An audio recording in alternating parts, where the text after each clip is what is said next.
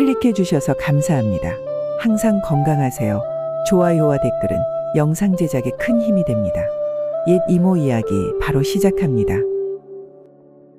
옛날, 아주 옛날, 장마가 시작되던 어느 여름날이었습니다. 양반가의 첩 금비가 친정으로 가던 중 갑작스러운 폭우에 길이 막혀 어쩔 수 없이 산 중턱에 자리한 작은 암자에 발을 들였습니다. 아이고, 하늘도 무심하시지. 갑자기 이런 비를 내리시다니. 금비는 옷자락에서 빗물을 털어내며 암자 안으로 들어섰습니다. 19의 젊은 나이에 부유한 양반가의 첩으로 들어갔지만 첩이라는 신분 때문에 늘 본처의 구박을 받았고 남편의 관심도 시들해져 결국 친정으로 돌아가는 길이었습니다. 어둑한 내부에서 촛불 하나가 깜빡이고 있었습니다. 처마에서 떨어지는 빗소리와 산속 바람 소리만이 공간을 채우고 있었습니다. 계세요, 스님, 계십니까? 금비의 목소리가 텅 빈 암자에 울려 퍼졌습니다. 이윽고 암자 깊숙한 곳에서 한 스님이 나타났습니다. 백발의 노승이었습니다. 아, 이런 날씨에 어쩐 일로 이곳까지 오셨습니까? 여인의 몸으로. 노승의 목소리는 부드러웠지만 그의 눈빛에는 어딘가 이상한 열기가 감돌고 있었습니다. 비를 피하고자 잠시 들렀습니다. 친정에 가던 길이었는데 갑자기 하늘이 무너지듯 비가 내려 어쩔 수 없었습니다. 그러셨군요. 잠시 비를 피하시다 가십시오. 저는 이 암자의 주지 월명입니다. 암자가 자꾸 누추하여 송구스럽습니다만. 월명 스님은 금비를 작은 방으로 안내했습니다. 방 안에는 낡은 평상과 촛불 하나가 전부였습니다. 벽에는 관세음 보살의 낡은 화상이 걸려 있었고 창문 너머로는 빗소리가 더욱 거세게 들렸습니다. 젖은 옷을 말리실 수 있게 잠시 자리를 비워드리겠습니다. 건조한 천이 필요하시면 말씀해 주십시오. 금비는 고개를 끄덕이며 감사를 표했습니다. 월명 스님이 나가자 그녀는 서둘러 젖은 겉옷을 벗기 시작했습니다. 비단 저고리는 흠뻑 젖어 그녀의 살결이 비쳐 보였습니다. 갑자기 평상 밑에서 무언가 부스럭거리는 소리가 들렸습니다. 누구세요? 금비가 놀라 소리쳤을 때 평상 밑에서 한 남자가 나타났습니다. 그는 스님의 승복을 입고 있었지만 그 눈빛은 전혀 평화롭지 않았습니다. 40살쯤 되어 보이는 이 남자는 앞서 만난 월명이 아닌 다른 스님이었습니다. 놀라지 마십시오, 부인. 저는 이 암자의 도승 현욱이라고 합니다. 어찌 남의 방에 숨어 계신 것입니까? 스님께서는 어찌? 금비의 목소리는 떨렸습니다. 그녀는 젖은 저고리를 다시 여미려 했지만 이미 그녀의 풍만한 몸매는 현욱의 시선에 고스란히 드러나 있었습니다. 오랜 시간 산속에 있다 보니 아름다운 여인을 보면 마음이 동요됩니다. 용서하십시오. 현욱은 금비에게 천천히 다가왔습니다. 그의 눈빛에는 분명한 욕망이 어려 있었습니다. 금비는 뒤로 물러서려 했지만 이미 등 뒤로는 벽뿐이었습니다. 스님, 이러시면 안 됩니다. 소리 지를 겁니다. 하지만 현욱은 손을 들어 그녀의 말을 막았습니다. 외쳐보십시오. 이 깊은 산중에 누가 들을까요? 주지 스님은 약초를 캐러 멀리 나가셨고 젊은 스님들은 화전을 나갔습니다. 이곳에는 우리뿐입니다. 금비의 얼굴이 창백해졌습니다. 무서움보다는 이상하게 흥분되는 감정이 그녀를 사로잡았습니다. 남편과의 관계가 소원해진 지 오래였고 가끔은 다른 남자를 만나고 싶은 충동이 들기도 했습니다. 그리고 지금 그 금단의 유혹이 눈앞에 있었습니다. 왜 저를 이렇게 보시는 거죠? 금비의 목소리는 떨렸지만 그것은 두려움보다는 다른 감정에서 비롯된 것이었습니다. 당신의 아름다움 때문입니다. 스님의 몸이지만 저 역시 남자입니다. 오랜 수행에도 불구하고 때때로 이런 욕망을 이기지 못합니다. 현욱은 갑자기 금비의 손을 잡았습니다. 놀랍게도 금비는 격렬히 저항하지 않았습니다. 그녀의 눈에도 어떤 호기심과 열망이 깃들었습니다. 저는 남편과 사이가 좋지 않아 친정으로 가는 길이었습니다. 이런 산속 암자에서 만난 것도 인연일까요? 금비의 입술이 살짝 벌어졌고 현욱은 더 이상 참지 못하고 그녀에게 다가갔습니다. 두 사람의 입술이 만나는 순간 암자 밖에서는 천둥 소리가 요란하게 울렸습니다. 암자 부엌에서는 젊은 스님 지역이 차를 준비하고 있었습니다. 그는 암자의 막내 스님으로 22의 젊은 나이였습니다. 그의 얼굴은 잘생겼고 맑은 눈빛을 지니고 있었지만 최근 대사찰에서 문제를 일으켜 이 작은 암자로 내려오게 되었습니다. 화려한 해은사에서 여신도들과 가까이 지내다 문제가 되어 이곳 봉은암으로 쫓겨온 것이었습니다.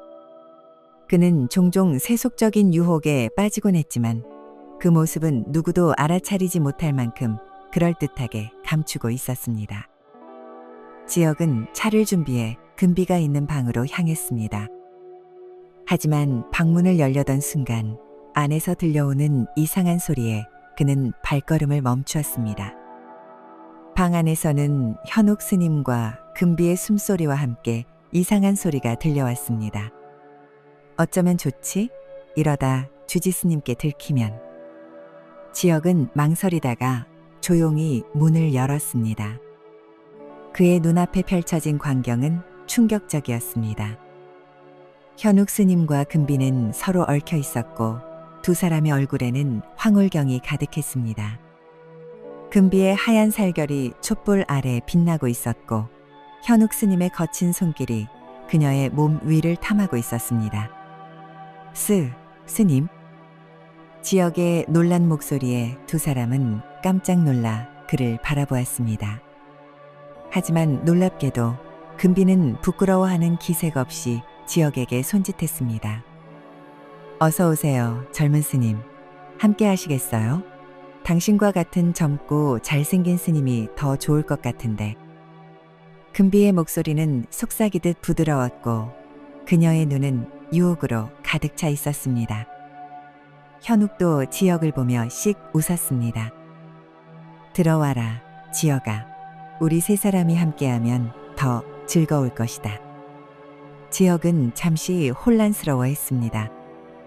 그도 대사찰에서 여인들과 어울려 문제를 일으켰던 과거가 있었습니다.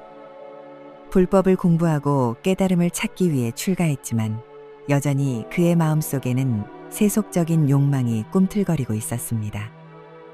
하지만 우리는 스님이고 이것은 계율에. 그러나 그의 말은 끝까지 이어지지 않았습니다. 금비가 일어나 그에게 다가왔고 그녀의 향기가 지역의 코를 자극했습니다. 잠시 망설이던 그는 결국 유혹에 넘어가고 말았습니다. 부처님, 용서하소서. 지역의 마음속에서 마지막 양심이 속삭였지만 이내 그것은 욕망의 불길에 사라져버렸습니다. 세 사람은 그렇게 밤이 깊어갈 때까지 서로의 욕망을 채웠습니다.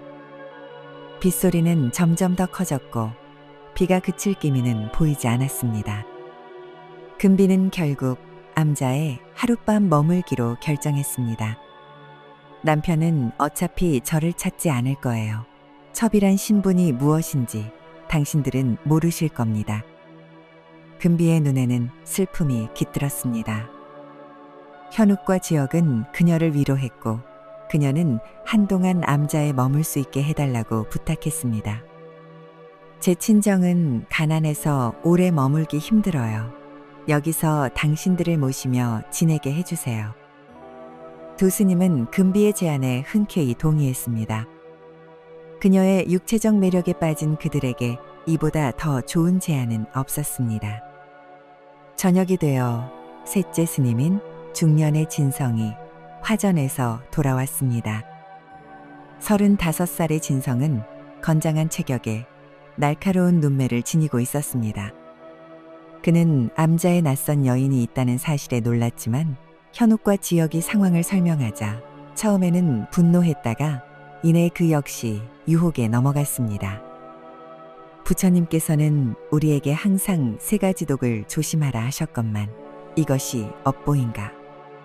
진성은 자신의 마음을 다스리려 했지만 금비의 매력은 너무나 강렬했습니다. 그날 밤 그도 금비의 방을 찾았고 네 사람은 서로에게 빠져들었습니다. 금비는 자신의 정체를 더 자세히 밝혔습니다. 그녀는 평양 최씨 가문의 첩이었으나 남편의 무관심과 본처의 구박으로 가출했다고 했습니다.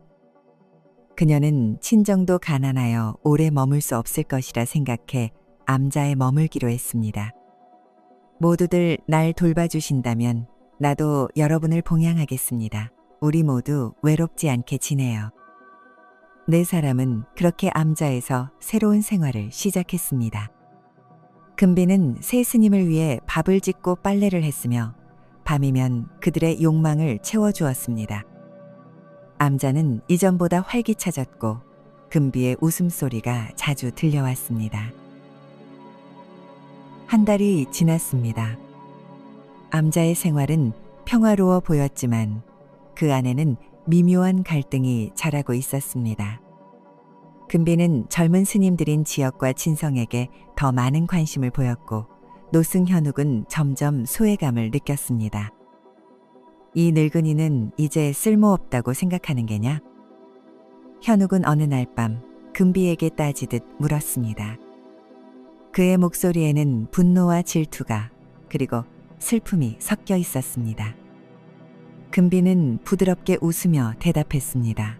스님, 연세가 있으시니 무리하지 마시고 편히 쉬시는 게 좋을 것 같아서요. 지난번에도 가슴이 아프다고 하시지 않으셨나요? 내가 아직 늙지 않았다는 것을 보여주마. 현욱은 분노했습니다. 그의 눈에는 광기가 어려 있었습니다. 그는 금비에게 달려들었지만 시골에서 자라 힘이 센 금비는 그를 쉽게 제압했습니다. 현욱은 넘어지면서 머리를 평상 모서리에 부딪혔고 고통에 신음했습니다. 아이고, 죽겠네. 이 요망한 계집애가. 지혁과 진성이 소리를 듣고 달려왔습니다. 금비는 울먹이며 현욱이 자신을 강제로 끌어안으려 했다고, 그리고 거부하자 폭력을 썼다고 말했습니다. 두 젊은 스님은 노승을 꾸짖고 위협했습니다. 다시는 이런 일이 없어야 합니다. 그렇지 않으면 절에서 내쫓을 것입니다. 주지 스님께 알리면 큰일 나실 줄 아시지 않습니까? 현욱은 자신이 약자임을 깨닫고 물러났지만 그의 마음속에는 복수심이 불길처럼 타오르기 시작했습니다. 그는 밤마다 방 안에서 금비와 젊은 스님들이 나누는 사랑 소리를 들으며 분노를 키웠습니다. 그는 자신이 이 암자의 실질적인 주인이었으나 이제는 금비라는 한 여인 때문에 모든 것을 빼앗긴 것만 같았습니다. 암자의 평화는 이미 깨어졌고 그의 마음은 어둠으로 가득 찼습니다.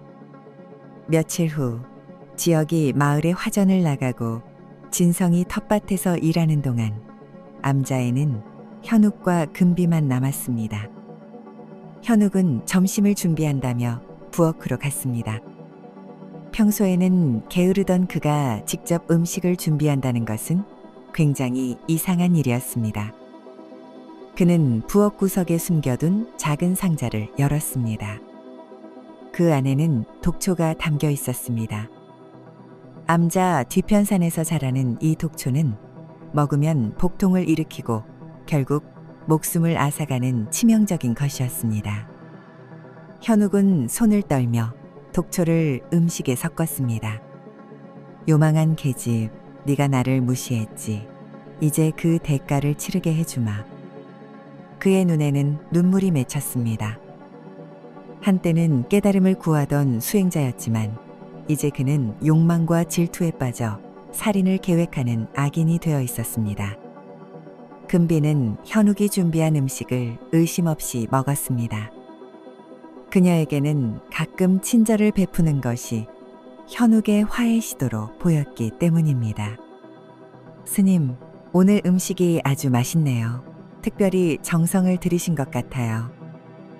현욱은 미소 지으며 고개를 끄덕였지만 그의 마음은 이미 얼음처럼 차가워져 있었습니다. 얼마 지나지 않아 금비는 복통을 호소하며 쓰러졌습니다. 그녀의 입에서는 거품이 나왔고 얼굴은 창백해졌습니다. 현욱은 그녀의 고통스러운 모습을 냉정하게 지켜보았습니다. 스님, 제가 왜 이러죠? 배가 너무 아파요. 도와주세요. 금비는 현욱의 손을 붙잡으며 애원했지만 그는 무표정하게 그녀를 내려다볼 뿐이었습니다. 얼마 후 금비는 더 이상 움직이지 않았고 그녀의 눈은 공허하게 천장을 바라보고 있었습니다. 현욱은 그녀의 시신을 보며 비뚤어진 만족감을 느꼈습니다. 하지만 곧 공포가 그를 덮쳤습니다. 그는 방금 살인을 저질렀고 이제 그 증거를 없애야 했습니다. 저녁이 되어 지역과 진성이 돌아왔을 때 그들은 금비의 시신을 발견하고 충격에 빠졌습니다. 현욱은 금비가 갑자기 쓰러져 죽었다고 거짓말했습니다. 갑자기 복통을 호소하더니 내가 약초를 찾으러 나가는 사이에 이미. 젊은 스님들은 현욱을 의심했지만 증거가 없었고 무엇보다 이 일이 밖으로 알려지면 그들 모두가 파멸할 것이라는 사실을 알고 있었습니다. 세 스님은 이 일이 밖으로 알려지면 큰 문제가 될 것이라 판단하고 금비의 시신을 암자 뒤편 동산에 몰래 묻었습니다. 지역은 자신의 방으로 돌아와 밤새 눈물을 흘렸습니다. 그는 금비를 진심으로 사랑하게 되었고 그녀의 갑작스러운 죽음은 그의 마음에 큰 상처를 남겼습니다. 금비, 당신을 지키지 못해 미안해요. 그는 밤새 잠을 이루지 못했고 다음 날부터 그의 눈은 생기를 잃고 말았습니다. 한편 평양에서는 금비의 남편 최상궁이 아내의 실종을 걱정하고 있었습니다. 처음에는 금비가 친정에 간 것으로 알았지만 한 달이 지나도 돌아오지 않자 그는 그녀의 친정을 찾아갔습니다. 딸이 이곳에 오지 않았다고요? 금비의 친정에서는 그녀를 본 적이 없다고 했습니다. 최상궁은 자신이 그녀에게 너무 무관심했던 것을 후회하며 관아에 실종 신고를 했습니다. 포도대장 김창은 부하들을 이끌고 금비의 행방을 수소문했지만 그녀의 흔적은 찾을 수 없었습니다. 몇 주가 지나 사건은 미해결 상태로 남았습니다. 최상궁님, 저희가 할 수 있는 모든 방법을 동원했지만 부인의 행방을 찾을 수 없습니다. 아마도 다른 곳으로 떠나셨을 가능성이. 김창은 최상궁을 위로했지만 그의 말에는 확신이 없었습니다. 금비가 자발적으로 사라졌을 수도 있지만 어딘가에 감금되어 있거나 더 나쁜 일이 벌어졌을 가능성도 배제할 수 없었습니다. 어느 날 김창은 인근 마을의 도둑을 잡으러 가던 중 우연히 산속 작은 암자를 발견했습니다. 비가 내리기 시작하자 그는 암자에 들러 비를 피하기로 했습니다. 어서 오십시오, 포도대장님. 노승 현욱이 김창을 맞이했습니다. 김창은 현욱이 자신을 알아본 것에 의아함을 느꼈습니다. 나를 아십니까, 스님? 예, 관아에서 사람들을 이끄시는 모습을 본 적이 있습니다. 이런 산속 암자까지 어쩐 일이십니까? 김창은 차를 마시며 스님들과 대화를 나누었습니다. 암자에는 노승 현욱 외에도 젊은 스님 지역과 중년의 스님 진성이 있었습니다. 특히 지역이 차를 가지러 갔을 때 김창은 그가 이전에 큰 절에서 봤던 젊은 스님임을 알아보았습니다. 자네가 해은사의 그 스님 아닌가? 어찌 이런 작은 암자에 있는 거야? 지역은 고개를 숙이며 대답했습니다. 죄를 지어 이곳으로 내려오게 되었습니다. 김창은 지역의 우울한 표정에 의아함을 느꼈습니다. 과거 해은사에서 보았던 지혁은 활기차고 명랑한 성격이었으나 지금의 그는 마치 영혼이 빠져나간 것처럼 멍한 모습이었습니다. 어디 아픈가? 얼굴이 안 좋아 보이는구만. 지혁은 힘없이 웃으며 대답했습니다. 출가한 몸에도 번뇌가 있습니다. 번뇌라고? 무슨 번뇌가 있다는 거야? 출가한 몸이 무슨 걱정이 있겠나? 지혁은 한숨을 쉬며 말했습니다. 그저 여인의 일로 마음이 복잡합니다. 김창은 귀가 솔깃해졌습니다. 여인이라고? 스님이 여인과 무슨 관계가 있단 말인가? 지혁은 자신이 실수했음을 깨닫고 급히 말을 바꾸려 했습니다. 아닙니다. 그저 세상의 모든 중생을 불쌍히 여기는 마음에서. 특히 여인들의 고통이 마음에 걸려. 현욱은 갑자기 대화에 끼어들었습니다. 젊은 스님이 아직 수행이 부족해서 그렇습니다. 포도대장님께서는 차나 더 드시지요. 김창은 의심스러운 눈길로 지혁을 바라보았습니다. 그의 직감은 이 암자에 무언가 이상한 일이 있다고 말하고 있었습니다. 특히 지혁의 행동과 현욱의 서두르는 모습이 수상했습니다. 비가 그치자 포도대장 김창은 암자를 떠났지만 마음속에는 의문이 남아 있었습니다. 관하로 돌아간 그는 금비의 실종 기록을 다시 검토했습니다. 그녀가 마지막으로 목격된 곳은 바로 봉은암 근처의 산길이었습니다. 혹시 김창은 다음날 관아의 포졸들을 이끌고 다시 암자를 찾았습니다. 무슨 일이십니까, 포도대장님? 어제 방문하셨는데 오늘 또. 현욱은 당황한 기색을 감추지 못했습니다. 김창은 냉정하게 대답했습니다. 수색 영장을 가지고 왔소. 이 암자를 샅샅이 뒤져야겠소. 포졸들은 암자 구석구석을 수색하기 시작했습니다. 그들은 여성의 속옷과 장신구를 발견했고 특히 금비가 늘 지니고 다녔다는 비녀가 발견되었습니다. 하지만 가장 결정적인 증거는 암자 뒤편 동산의 흙이 다른 곳보다 흐트러져 있다는 것이었습니다. 이곳을 파보아라. 포졸들이 흙을 파자 금비의 시신이 드러났습니다. 시신은 부패가 시작되었지만 여전히 알아볼 수 있었습니다. 포도대장은 최상궁에게 연락해 시신을 확인하게 했고 그는 울부짖으며 아내임을 확인했습니다. 어찌 이런 일이. 금비야, 내가 너를 더 아껴주지 못해 미안하구나. 세 스님은 관아로 끌려갔고 조사를 받았습니다. 고문 앞에서 현욱은 결국 자신이 금비에게 독을 먹였다고 자백했습니다. 지혁과 진성도 그녀와 부적절한 관계를 맺었음을 시인했습니다. 이 늙은이가 질투심에 사로잡혀 그런 끔찍한 짓을 부처님 용서하소서. 현욱은 사약을 받았고 지혁과 진성은 각각 다른 섬으로 유배되었습니다. 금비는 최상궁의 집안 묘역에 묻혔고 그녀의 이야기는 마을 사람들 사이에서 오랫동안 전해졌습니다. 그로부터 10년 후 평양 외곽의 한 작은 마을에서는 한 노파가 죽음을 맞이하고 있었습니다. 그녀는 마을에서 약을 파는 약비라 불리는 여인이었습니다. 평소 조용히 지내던 그녀는 죽기 전 마을 주민들에게 자신의 진짜 이야기를 털어놓았습니다. 사실 내 이름은 금비입니다. 10년 전 죽었다고 알려진 그 금비 말입니다. 마을 사람들은 충격에 빠졌습니다. 금비는 자신의 과거를 이야기했습니다. 그녀는 어릴 적 기생으로 자랐지만 현명하고 총명해 양반가의 첩으로 들어갔습니다. 하지만 남편은 그녀를 학대했고 그녀는 복수를 계획했습니다.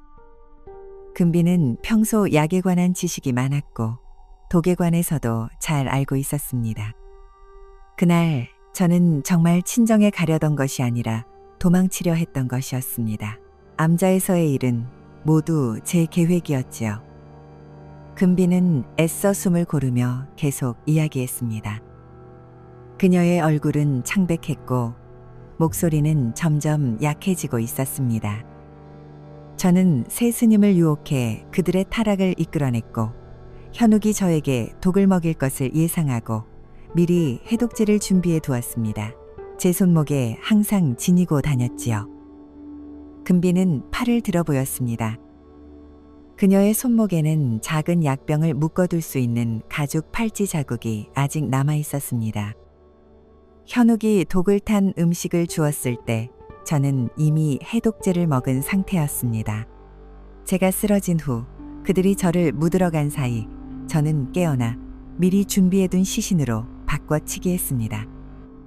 금비가 묻힌 것처럼 보이게 한 시신은 그녀가 전날 밤 암자 근처에서 발견한 여행자의 시신이었습니다.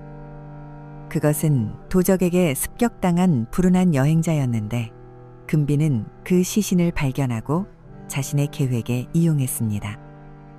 그녀는 그 시신의 얼굴을 훼손하고 자신의 옷을 입혀 자신으로 보이게 했습니다. 제가 원한 것은 자유였습니다. 그리고 남편에게 고통을 주는 것이었죠. 그는 제가 죽었다고 생각하며 10년을 괴로워했을 것입니다. 금비는 탈출 후 얼굴을 바꾸기 위해 자신의 얼굴에 상처를 냈고 약을 파는 노파로 새 삶을 살았습니다. 그러나 이제 병이 들어 정말 죽음을 앞두고 있었고 마지막 죄책감에 진실을 고백한 것이었습니다. 새 스님은 분명 죄가 있었지만 그들이 받은 형벌은 제가 계획한 것보다 가혹했습니다. 특히 지역과 진성은 그들은 단지 유혹에 넘어간 것뿐이었는데 금비의 눈에는 눈물이 고였습니다. 그녀의 복수는 성공했지만 그 결과로 세 사람의 인생이 완전히 파괴되었다는 사실이 그녀를 괴롭혔습니다. 제가 죽기 전에 이 진실을 밝힘으로써 적어도 지역과 진성은 석방될 수 있을지도 모릅니다. 그들의 유배 생활이 조금이라도 줄어들길 바랍니다. 금비의 고백을 들은 마을 주민 중 한 명이 관아에 보고했고 이 소식은 곧 조정까지 전해졌습니다. 유배지에 있던 지역과 진성은 사면되어 돌아왔지만 그들의 삶은 이미 파괴되어 있었습니다. 금비의 남편 최상궁은 아내가 살아있었다는 사실과 자신을 속였다는 사실에 격분했지만 그녀가 이미 죽은 후였기에 아무것도 할 수 없었습니다. 옛 이모 영상을 빠르게 만나보시려면 가운데 동그라미를 클릭하여 구독을 눌러주세요. 새로운 영상이 올라오면 알림이 옵니다. 다음 동영상과 추천 영상도 재미있으니 많은 시청 바랍니다. 감사합니다.